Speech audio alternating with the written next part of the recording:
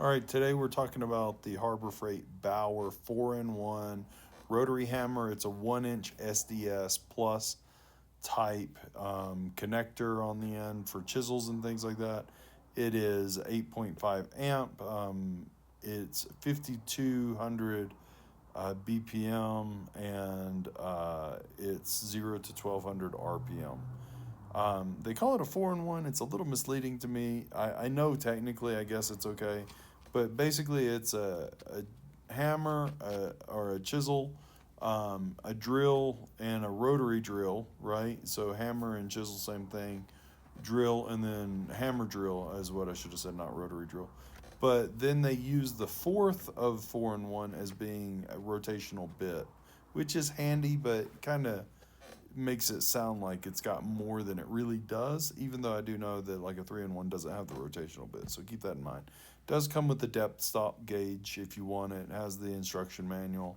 Comes with the extra grip handle that you can rotate around, and then that's the easy switch to switch between different modes.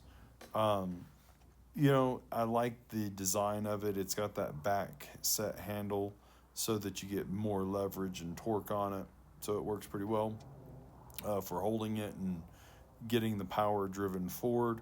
I bought some SDS 1-inch chisels from Harbor Freight as well. These were super affordable, and they were much better quality than I expected them to be.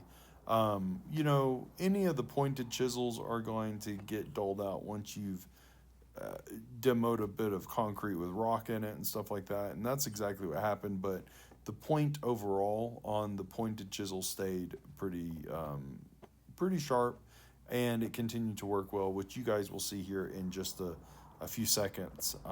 Some work that I did with it. Now, these are longer chisels, and as you can see, I snapped two in because there is a spot for two chisels to snap in the lid of the case, but there's not a third, and the kit came with three. So that has to lay in the case just loose, which, I mean, not the end of the world. It would have been nice if they had a third one. On the bottom left, you can see in the bottom of the case, there's actually 3 slots, but those are for short chisels. This is not a chuck drill or rotary hammer. It is a quick release coupler, which is nice. It works really well. I don't remember what the cord length is, but it was sufficient. It's not overly short, nor is it overly long. You're going to probably need an extension cord with it no matter what you do, unless you're really close to an outlet. So probably like a 6 or 7 foot cord is what I would imagine. Once again, don't remember the spec on that. And I'm getting it set up to work with it right now. So we're going to go bust up some sidewalk concrete. Now, this is not really a demo hammer. Keep that in mind. But I need to get this 60-year-old concrete. And I had done another thing. And since this is wedged in against the other, there's not much displacement around it. It's hard to do it. There I was testing it out with the blade chisel on that log to see how good. That's pretty cool. Shouldn't be good, but as you can see on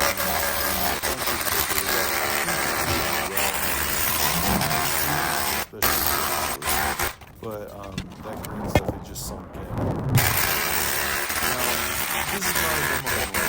This is a rotary hammer. It does work, but I think it's best to use it in connection with other tools. It's just a easier part. As you can see, I use the sledgehammer, I'm using the rock bar, and I use the rotary hammer to get through areas that the pressure of the sledgehammer couldn't break apart completely. And so, yeah, just using it to do other things, and that works really well. I think it's best, and it's really designed, for construction use in like commercial or residential plumbing, electricity, whatever, maybe setting,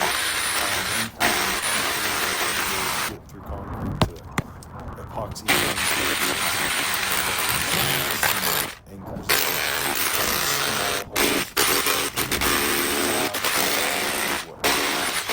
It does does well with all that kind of stuff. And I mean, keep in mind, this 8.5 After amp about an is hour's worth of only work, around, we've got that chunk all broken let's up see, and it ready was to only around get dug out. Here's 120 some pieces. bucks. They had some And to sandstone rent one of the under the demo concrete, hammers like the Bosch which or was a the little or unique the to me. I Bauer, mean, I've heard of them doing that was before.